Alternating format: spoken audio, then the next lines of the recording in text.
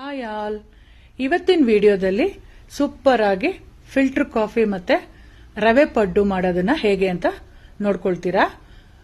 ಮೊದಲು breakfast ready ಮಾಡಕ್ ಮುಂಚೆ ಒಂದು ಫಿಲ್ಟರ್ ಕಾಫಿ ಕುಡಿದ್ರೆ ಎನರ್ಜೆಟಿಕ್ ಆಗಿರುತ್ತೆ. ಸೊ ಫಸ್ಟ್ ಕೆಲಸ ಮಾಡೋದು ನಾನು ಅದೇನೆ. ನೋಡಿ, ರವೆ ಪಡ್ಡು ಎಷ್ಟು ಚೆನ್ನಾಗಿ ಬಂದಿದೆ ಅಂದ್ರೆ ಸಾಫ್ಟ್ ಆಗಿ ಒಳಗಡೆ ಮೇಲೆ ಕ್ರಿಸ್ಪಿಯಾಗಿ ಬಂದಿದೆ. ಇದಕ್ಕೆ ಏನ್ ಮಾಡಬೇಕು ಅಂತಂದ್ರೆ 2 ಕಪ್ ರವೆ ತಗೊಂಡಿದ್ದೀನಿ ನಾನು, ಚಿರೋಟಿ ರವೆ. ನೀವು ಎಷ್ಟಾರು ತಗೋಬಹುದು, ಬಟ್ ನಾನಿಲ್ಲಿ 2 ಕಪ್ ತಗೊಂಡಿದ್ದೀನಿ.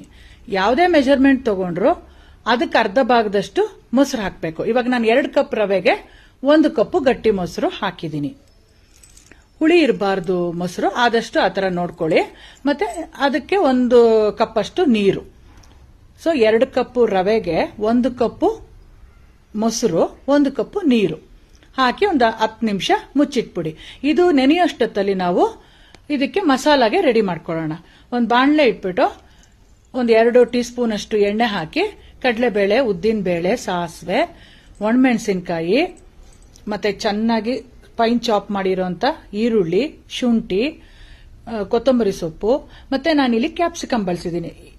ಕ್ಯಾರೆಟ್ ಸಣ್ಣ ಸಣ್ಣದಾಗಿ ಹೆಚ್ಚಿ ಹಾಕಿದ್ದೀನಿ. ನೀವು ಕಾರ್ನ್ ಇದ್ರೂ ಹಾಕೋಬಹುದು. ನಿಮ್ಗೆ ಯಾವ ತರಕಾರಿ ಬೇಕಾದ್ರೂ ಸಣ್ಣದಾಗಿ ಹೆಚ್ಚಿ ಹಾಕಿ ಸ್ವಲ್ಪ ಚೆನ್ನಾಗಿ ಫ್ರೈ ಮಾಡಬೇಕು. ಹಸಿ ವಾಸನೆ ಹೋಗೋ ತರ ಈರುಳ್ಳಿದು ಮತ್ತೆ ಕ್ಯಾಪ್ಸಿಕಮ್ದು ಅದೆಲ್ಲ. ಆಮೇಲೆ ಚೆನ್ನಾಗಿ ಫ್ರೈ ಆದ್ಮೇಲೆ ಮಿಕ್ಸ್ ಮಾಡಿ ಇಟ್ಟಿದ್ವಲ್ಲ ರವೆ ಮಿಕ್ಸ್, ಅದಕ್ಕೆ ಸೇರಿಸ್ಕೋಬೇಕು. ಸ್ವಲ್ಪ ನೀರು ಹಾಕಿ ಒಗ್ಗರಣೆ ಇರೋದೆಲ್ಲ ಹಿಟ್ಟಿಗೆ ಬರೋ ತರ ಹಾಕ್ತಾ ಇದ್ದೀನಿ ನಾನಿಲ್ಲಿ. ಆಮೇಲೆ ಚೆನ್ನಾಗಿ ಮಿಕ್ಸ್ ಮಾಡಿ ತಿರ್ಗಲ್ 2 ನಿಮಿಷ ಇಡಬೇಕು. ಪಡ್ಡು ಕಲ್ಲನ್ನ ಚೆನ್ನಾಗಿ ಬಿಸಿ ಮಾಡೋಷ್ಟೊತ್ತಲ್ಲಿ ಚಟ್ನಿ ಮಾಡ್ಕೊಂಬಿಡೋಣ. ಸಾಮಾನ್ಯವಾಗಿ ಪಡ್ಡು ಕಲ್ಲು ಗಟ್ಟಿ ತಳ ಇರುತ್ತೆ, ಅದು ಸ್ವಲ್ಪ ಕಾಯಕ್ಕೆ ಲೇಟ್ ಆಗುತ್ತೆ. ಅದಕ್ಕೆ ಅಷ್ಟು ಚಟ್ನಿ ಮಾಡ್ತಾ ಇದ್ದೀನಿ ನಾನು.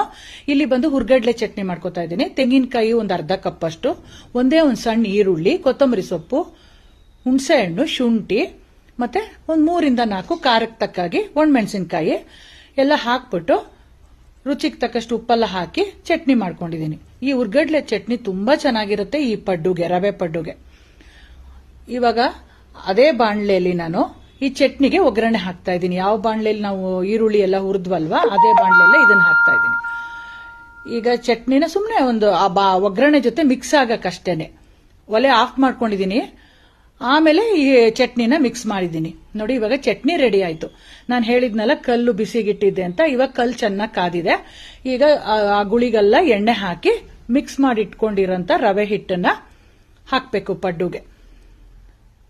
ಪಡ್ಡು ರೆಡಿ ಆಗೋದಕ್ಕೆ ಸೂಪರ್ ಆಗಿ ಇವಾಗ ನೋಡಿ ಎಷ್ಟು ಚೆನ್ನಾಗಿ ಬೆಂದಿದೆ. ಮತ್ತೆ ಏನು ಕಷ್ಟ ಇಲ್ಲ, ಆರಾಮಾಗಿ ಅದು ಆ ಗುಳಿಯಿಂದ ಬಿಟ್ಕೊಳ್ಳುತ್ತೆ. ರವೆದು ಈ ಅಕ್ಕಿ ಹಿಟ್ಟಾದ್ರೂ ಒಂದು ಪಕ್ಷ ಅಂಟ್ಕೊಳ್ಳುತ್ತೆ, ಈ ರವೆದು ಅಂಟದೇ ಇಲ್ಲ, ಅಷ್ಟು ಚೆನ್ನಾಗಿ ಬರುತ್ತೆ. ತುಂಬಾ ಟೇಸ್ಟಿಯಾಗಿರುತ್ತೆ. ಮತ್ತೆ ಎಲ್ಲರೂ ಇಷ್ಟಪಡ್ತಾರೆ. ಇನ್ಸ್ಟೆಂಟ್ ಆಗಿ ಮಾಡ್ಕೋಬಹುದು. ಅದೇ ದೋಸೆ ಹಿಟ್ಟು ಅಥವಾ ಪಡ್ಡುಗೇನೆ ಹಿಟ್ಟು ನೆನೆಸಿ ರುಬ್ಬಿ ಮಾಡೋದಲ್ಲ, ಸ್ವಲ್ಪ ಶ್ರಮ ಜಾಸ್ತಿ. ಇದಾದ್ರೆ ಇನ್ಸ್ಟೆಂಟ್ ಆಗಿ ರುಚಿಯಾಗಿ ಮಾಡಬಹುದು. ಸೊ ನೀವೆಲ್ಲ ಮಾಡ್ಕೋತೀರಾ ಅನ್ಕೊಂಡಿದೀನಿ ಫ್ರೆಂಡ್ಸ್.